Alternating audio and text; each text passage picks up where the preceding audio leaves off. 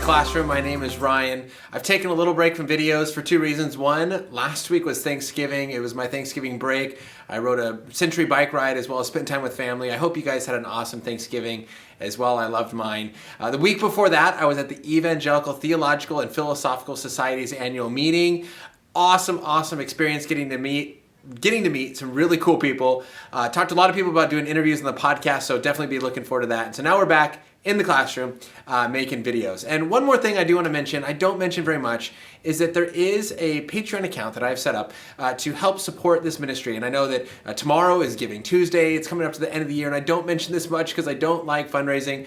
I did it for years as a missionary. But I also know that some people simply just want to say thank you. And one way to say thank you is with a gift. Everything I do is free for everyone. And so if you just want to say thank you for all that you have gotten from this, that would be awesome. The link for that is below. But one of the questions, actually it's a two-part question that will be the next two videos that my student asked is, why does God let children die, and then do they go to hell? And so that'll be the next two parts, but I'm just going to cover the first part of the question here. And I want to start off by saying this, is if you have clicked on this video because you have had a child pass away, I am so sorry.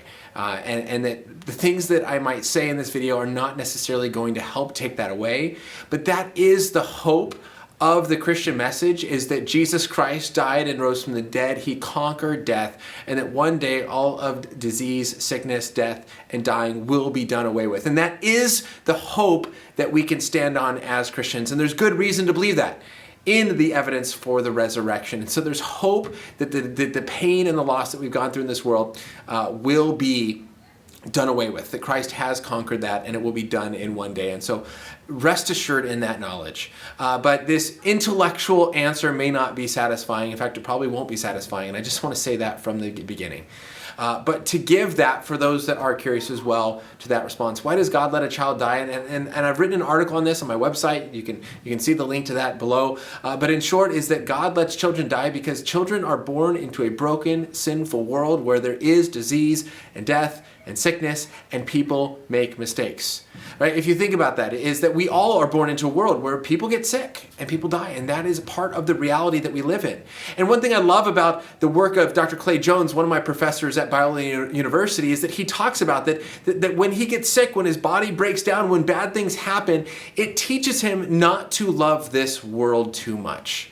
Right, so that we often become so attracted and attached to this world that when we get sick, when our bodies break down, when we lose a loved one, it reminds us this is not the world in which we're created to be. We're created to be in relationship with God, and we do have a future hope and a resurrection in that. And so that's one thing that we can learn from death, disease, and sickness, is to not love this world too much. But we also see that people make mistakes. Sometimes children die not as a result of God's fault, but because of drunk drivers, because of people leaving the pool gate open, and that sort of instance, that people make mistakes. We live in a fallen world. And that we also recognize that God has designed and created the world to follow certain natural physical laws that also lead to some death. And so gravity, the very thing that keeps us attached to the earth and allows for us to exist, causes some children to fall. Water, what we need in order to survive and drink to keep us alive, also causes some people to drown. And so for the world to act in a natural way, in the way that God has created it for the purpose of knowing Him and making Him known, does allow for some of those things to take place as well. And so if we're asking this question, why does God allow children to die rather than all people? Because I hope we recognize all death is bad. Excuse me. But if we want certain protection for children, then we have to think about that. What would that look like? That children should not be able to die until age 8 or age 5. What would that then do to parenting? What would that then do to brothers and sisters? I just got done with spending Thanksgiving with my family, where I have a 1.5-year-old niece. What would it be like if she was immortal? She could not die or get sick. What would she learn? Would she learn the mistake of putting her hand on something that is hot, or standing too close to the edge of the pool, right? These are valuable lessons that we begin to shape and transform the character of a child from a young age. Of don't do certain things, they are destructive. But imagine if they couldn't die till 8. What would they learn?